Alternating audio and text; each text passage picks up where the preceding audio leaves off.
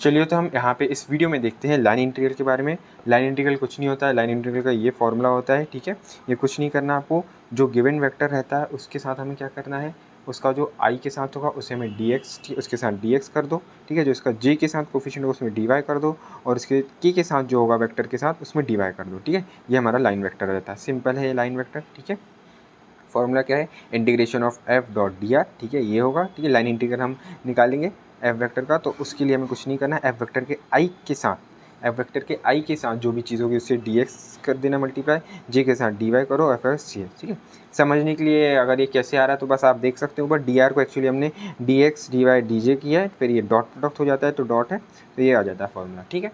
Formula आप याद रखिए, ठीक है। अब हम आगे चलते हैं इसमें, ठीक है।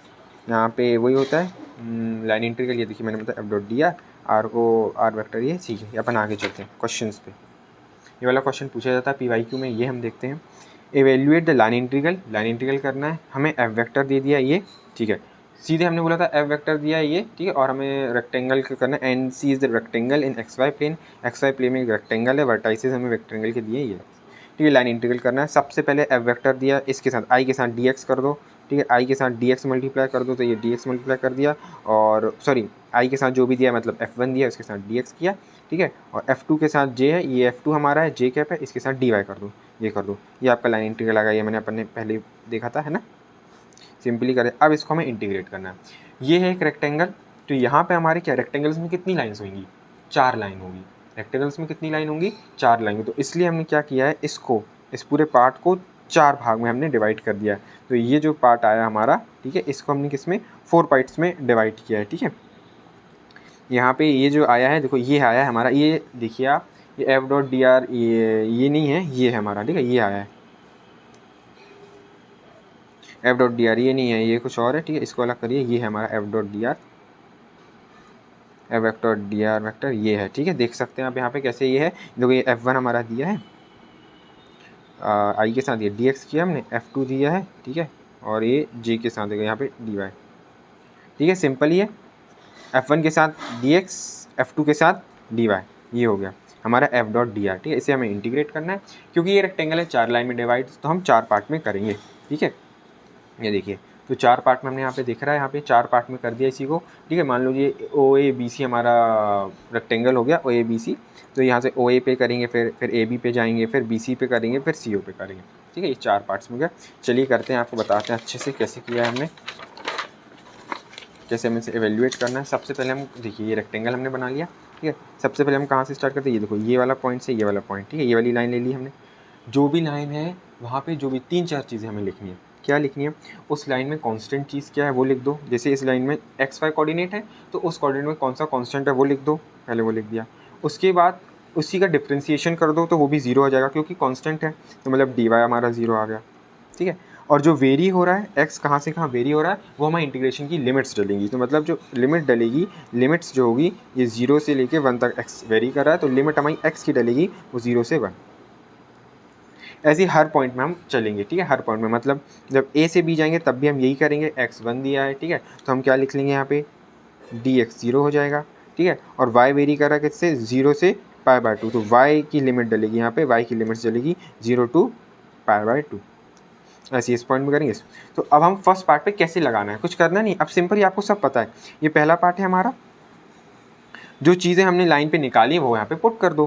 क्या हमने निकाली है, देखो हमने निकाला y0, पुट कर दो, dx कुछ नहीं, हमने कुछ नहीं निकाला, ठीक है। x हमने कुछ नहीं निकाला, कांस्टेंट कुछ था ही नहीं, ex में भी कुछ नहीं, y में पुट कर दो 0, dy हमने 0 निकाला, तो इसको 0 पुट कर दो, यहाँ पे 0 पुट कर दो, y में 0 पुट कर दो, 0 पुट करो, बाकी चीज़ें रहने दो, लिमिट लगा दो 0 से 1। तो ये देखो यहाँ पे इन्हें यही किया है, जीरो लिमिट लगाई 0 से 1, ठीक है। यहाँ 0 पुट कर दिया, 0 पुट कर दिया 0, x में कुछ था नहीं, वेरिएबल चीज़ पुट नहीं हो पाएगी इसलिए हमने वैसे ही रखा है। तो साइन 0 0 हो जाएगा, तो ये 0 हो गया, और ये 0 मल्टीप्लाई होगा तो ये 0 हो गया। तो यहाँ पे जो इंटीग्रेशन पहला निकल के आ रहा है वो आ रहा है 0, पहले पार्ट का क्या आ गया निकल के 0, ठीक है। सिंपली अब हम जाएंगे यहाँ पे ए से बी में, ठीक है। ए से बी में सिंपली हमें चीज़ें पता है क्या क्या क्या है, कौन हमने दिया, जो कांस्टेंट है वो लिख दिया, मतलब x = 1 कांस्टेंट था वो हमने लिखा, ठीक है। जो भी कोऑर्डिनेट हमारा कांस्टेंट जा रहा है वो लिखा हमने, x1 0 हो गया, dx 0 आ गया। इसी पार्ट में आप क्या कर दो, पुट कर दीजिए सिंपली, ये इसी पार्ट में पुट कर दीजिए। क्या क्या पुट करना है, यहाँ पे x पे 1 पुट कर देंगे, y में आप पुट कर दीजिए, y में कुछ पुट नहीं होगा, ठीक है।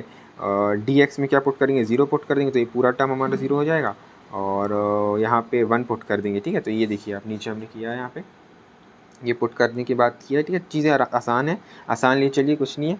और लिमिट हमारी क्या आएगी, 0 to π/2, तो ये हमने देखो यहाँ पे लिमिट डाल दी है 0 से π/2, ठीक है। ये 0 होगा तो ये टर्म हमारा पूरा कैंसिल, और यहाँ पे हमने x पे पुट 1 किया है, और ये आ गया। इसको हम इंटीग्रेट तो कर ही सकते हैं, ठीक है।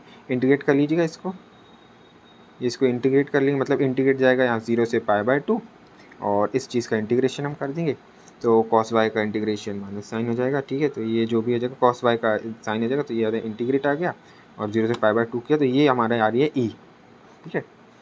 इंटीग्रेट आप कर लीजिएगा, तो ये e आ गया, सिंपल। पहला पार्ट 0, दूसरा पार्ट e। अब हमें तीसरी पार्ट में जाना है, मतलब यहाँ से लेकर यहाँ तक जाना है। सिंपली 3 चीज़ें हमें याद रखनी। कांस्टेंट चीज़ लिखो, कांस्टेंट क्या कांस्टेंट है, कौन सा कोऑर्डिनेट कांस्टेंट है, y = π/2, इसका मतलब dy = 0, ठीक है।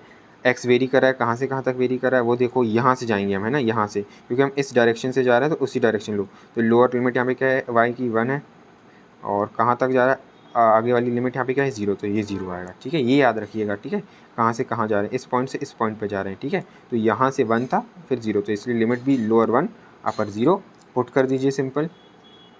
ये पुट करेंगे हम यहाँ पे, इसमें पुट कर दीजिए आप BC।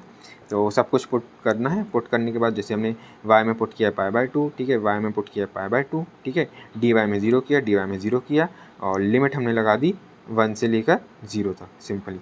अब आप इंटीग्रेट कर दीजिए, आराम से इसे सॉल्व करेंगे, 0 0 हो जाएगा, ये कट जाएगा पूरा पार्ट, ठीक है। ये पूरा हमारा बस बचेगा, ठीक है, ये बचा, और इसमें π/2 sin π/2 1 हो गया, तो ये 1 कर दिया है हमने।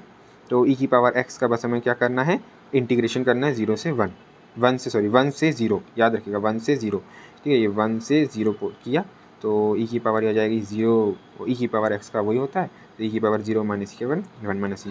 तो ये हमारा थर्ड पार्ट का निकल आया, ठीक है, 1 - e। ऐसे ही हम फोर्थ पार्ट पुट करेंगे। फोर्थ पार्ट में हमें c से लेकर o तक जाना है। कांस्टेंट क्या है हमारा, x = 0, मतलब वो कांस्टेंट लाइन चल रही है, तो हमारा dy क्या आ जाएगा, dx क्या आ जाएगा 0, और y कहाँ से कहाँ तक वेरी होगा, ऊपर से नीचे जाएंगे हम, ठीक है। एक डायरेक्शन पकड़िए, कुछ भी, यहाँ से जा रहे हैं तो ऐसे ऐसे चलेंगे।